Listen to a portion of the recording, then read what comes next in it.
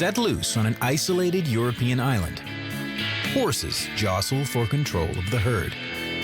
But like the land itself, these relics of colonial times face an uncertain future. On the jagged coast of Canada's eastern shore, a delicate and diverse ecosystem thrives on the fringes of the continent. Welcome to the Wild Wild East.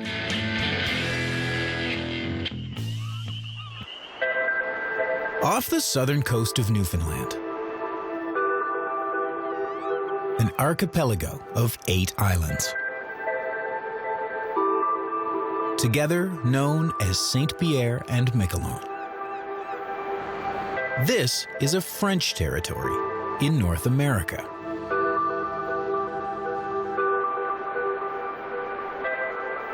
Across a thin sand dune, a majestic beast runs free. Herds of horses are colonizing their own piece of the islands. This is Langlade, one of the 8 islands. The semi-feral horses are a throwback to a bygone era, a time before domestication. Technically, each of them has a human owner.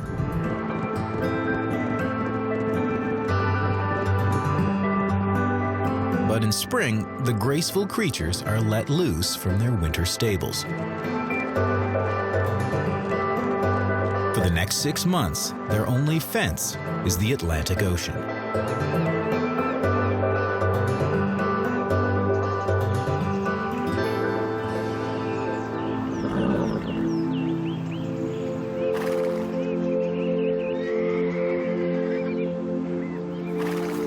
Every year, the island welcomes more horses. It's this colt's first summer. 3 months old, his legs are already 90% of their adult length, but he's just a third of his full-grown weight. This colt could eventually max out at 1,200 pounds. He's slowly becoming more independent. Each foal enters the world with a predetermined place in the pecking order of the herd. Individuals are born into the same caste as their mothers. His arrival in the spring aroused the curiosity of the other herd members. In wild herds, the dominant stallion may kill a foal if it's not his offspring. So, by nature, mares are protective of their young. Over time, he'll learn how to survive on his own by observing Mom and all the other members of the herd. To do that, he must master the subtleties of horse protocol and hierarchy, and get used to discipline from his elders. In a wild herd, once the colt's fully weaned at around 3 years old, he'll be cast out by the stallion. This show of dominance is also prevention against inbreeding. But this colt will be gelded, which will halt the production of testosterone, curbing attitude problems, and controlling reproduction within the herd. The rules of the game are different for semi-feral horses. They're domesticated and are a mix of geldings, mares, and stallions. Still, wild or not, all horses instinctively form herds for protection against predators like wolves. Even here on Langlade, where there's no such threat, horses grow anxious when alone. Horses are flight animals by nature and will flee the moment they sense a threat. They are so perceptive to potential dangers that when a group of researchers showed horses pictures of angry human faces, their heartbeats intensified. Normally in the wild, a lead mare guides the day-to-day movements of the band, deciding where to graze and when to visit water. Within this semi-domesticated herd, an aging black gelding has taken over the lead role, typically held by a mare. Size has an impact on which horse takes the reins, but he has the quality the horses value most: experience. Langlade's horses only spend half the year together, so the herd is prone to shifting loyalties. This brown and white pinto is challenging the black gelding's position by stirring up the herd and trying to guide its day-to-day movements.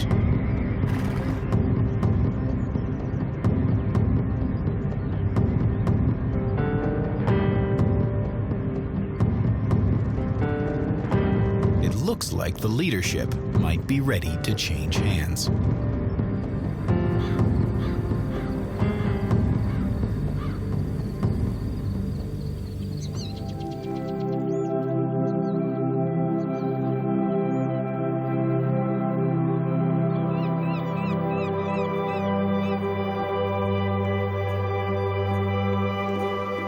People arrived here with their horses 500 years ago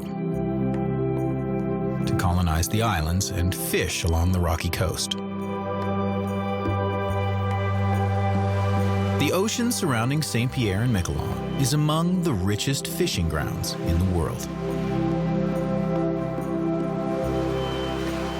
Below the surface, the Atlantic cod cuts through the ocean current. Between 6 and 60 pounds, with the largest on record weighing in at over 100, Atlantic cod was the most important commercial fish in Canada. Whether it's a pub favorite like fish and chips, or the good-for-what-ails-you vitamins in cod liver oil, the Atlantic cod has shaped life in Atlantic Canada and colonial France. And here in the French waters off the coast of St. Pierre and Miquelon is one of the highest concentrations of cod anywhere in the world. A fact that this pod of harbor seals knows well. Warmed by a protective layer of blubber 4 inches thick, these semi-aquatic mammals fish in the frigid waters of the Atlantic year-round. Underwater, they use their long whiskers, which interpret the vibrations of nearby fish, to locate and hunt down prey. The whiskers are so perceptive, scientists have discovered blindness doesn't limit a seal's hunting ability. Above water, a Canadian icon also fishes these French waters.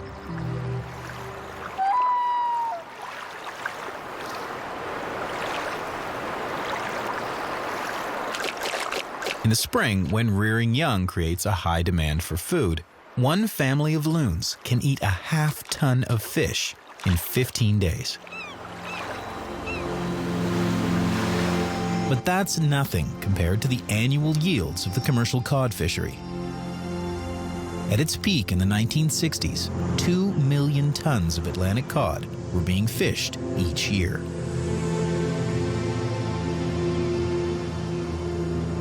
The success of the fishing industry propelled the island's progress as an overseas territory of France.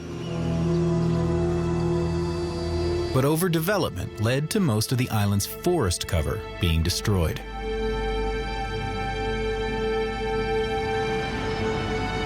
Now, in a curious twist, the exposed fields of Langlade, with plenty of grassland and water sources, resemble the pre-domesticated home of the horse.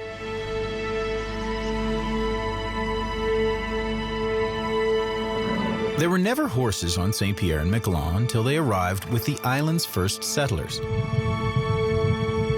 stowed away on a fishing boat. For 4.5 centuries, the horses were a necessary part of life on the islands. Now, the beasts of burden serve only recreational purposes. The horses are a metaphor for St. Pierre and Miquelon itself. a nostalgic relic of the past.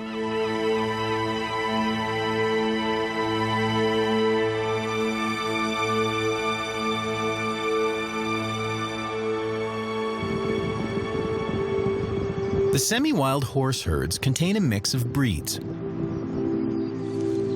including a few Shetland ponies. Though the makeshift bands are piecemeal, they still mirror the politics of wild horses. To maintain order within the herd, horses rely on a subtle language. Meaning can shift depending on who's doing the talking. Adolescent play fighting is practice for future challenges, but this behavior is almost indistinguishable from an adult horse's battle for dominance.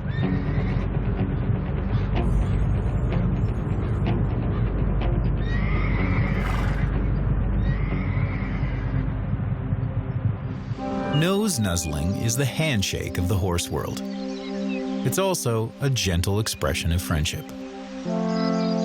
Horses form intense bonds with one another that can outweigh their loyalty to the group. But horses can also be flaky, and friendships often deteriorate or shift over time.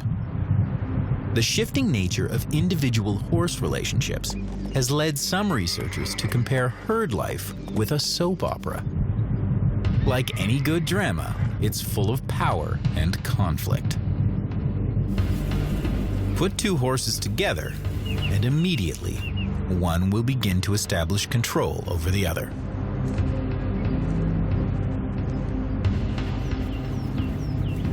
Here on Langlade, food is abundant.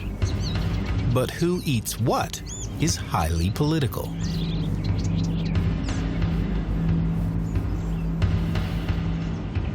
This horse is one of the only true stallions on Langlade. With a simple wag of the tail, he tells the brown horse to move on to new pasture. Brownie ignores him. The stallion moves on, for now. But when Brownie lets his guard down, the stallion sneaks up from behind him and nips his butt. Posturing is instinctive for the stallion. If he were a truly wild stallion, he'd have to protect the herd from danger and keep competitors away from his harem of mares. There's no rivals or predators here, but his aggressive instincts remain.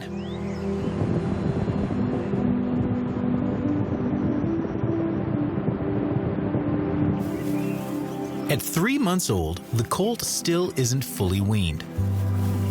It could be a full year before he's completely shifted to the grass diet of adult horses.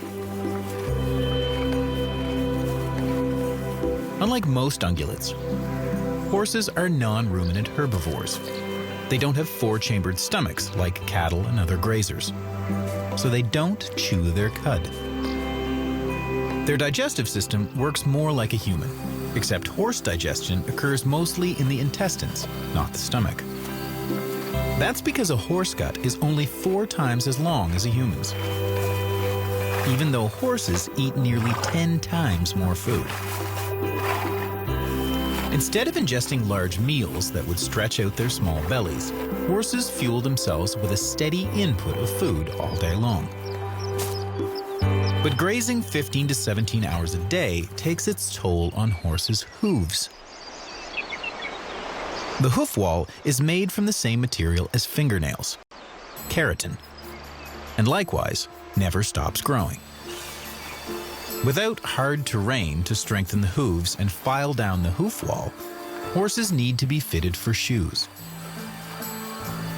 If the hooves aren't strong enough or the hoof cover grows too long, it will crack and split, harming the horse. Horseshoes keep the hooves strong and intact. Horses also spend most of their time on their feet because they're more vulnerable when lying down. But occasionally they need to, rolling to relieve back pain and for scratching themselves. Although horses can sleep standing up, they need complete muscle relaxation to achieve REM sleep, and that means lying down. But they only need to hit the sack for less than 10 minutes for rapid eye movement to set in. For these insomniacs, sleep is spread across 15-minute naps, totaling only 2.5 hours every day.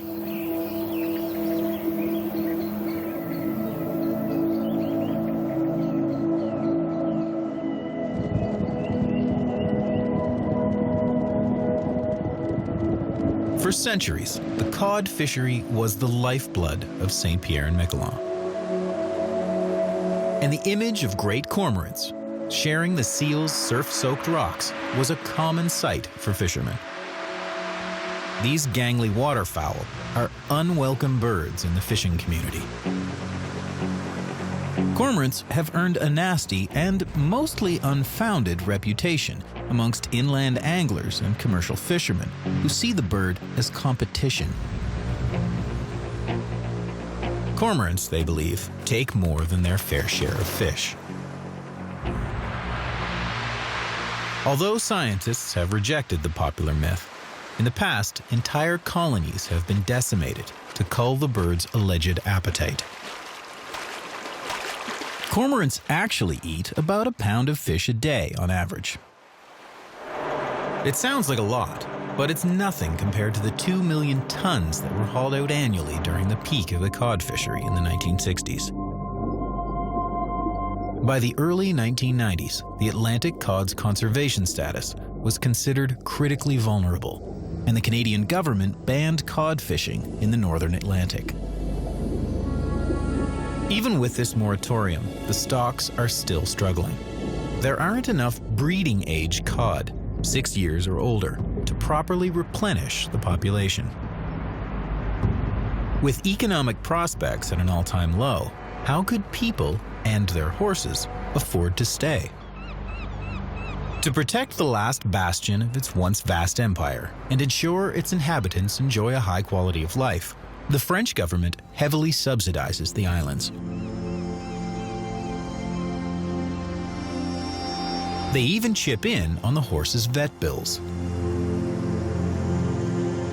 The government pays a veterinarian to come and do rounds here once a week.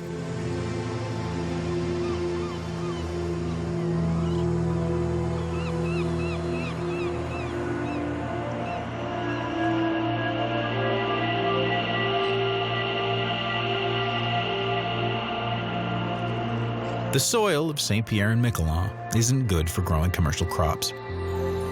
But the nutrient-stripped lands give rise to rough grasses, and the horses aren't the only ones chowing down.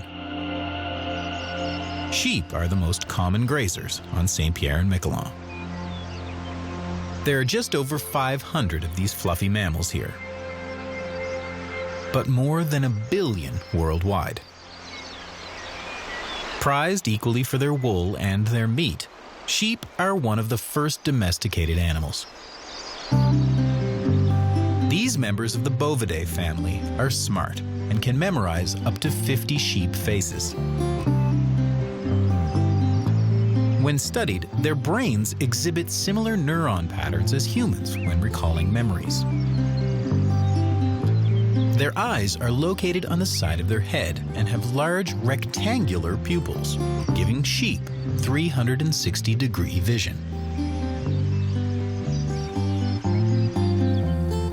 But one of these things is not like the others.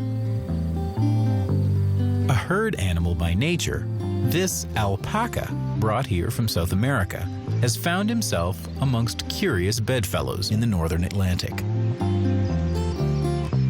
Alpacas make excellent bodyguards for flocks of sheep. They are often aggressive toward canine species and will kick away foxes and wolves. Like sheep, alpacas are valued for their hair. The smallest member of the camel family, when sheared, their fur is used to make a fabric similar to wool, but softer and hypoallergenic. With the cod gone, agriculture is just one way residents are looking to the land to boost economic prospects on the islands. sheep, wide open meadows, and blowing grass. This is a true pastoral paradise. And best of all, it's surrounded by sandy beaches. This little piece of France is like nowhere else in North America.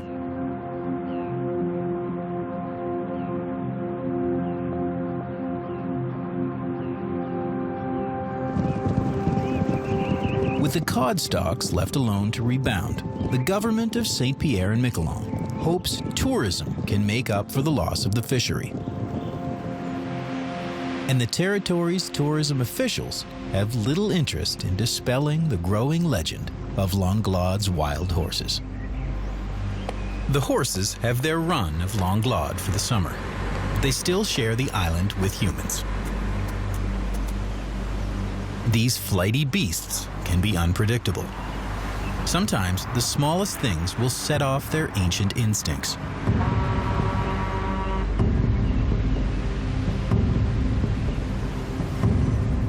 When danger rears its head, flight is the first line of defense.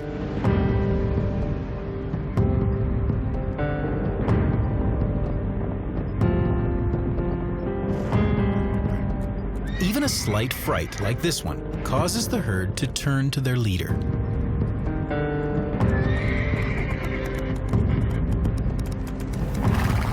The brown pinto has been jockeying to move up the pecking order all summer.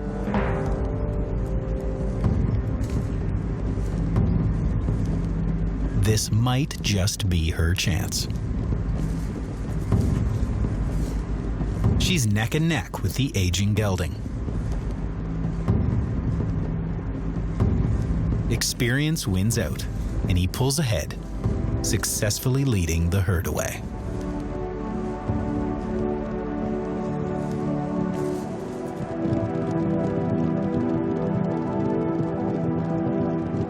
The old gelding will maintain his position for the rest of the summer. But who knows what next year will bring?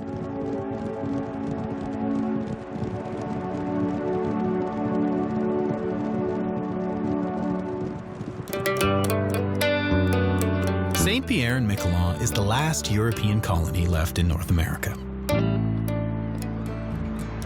For 500 years, the cod brought people here from around the world.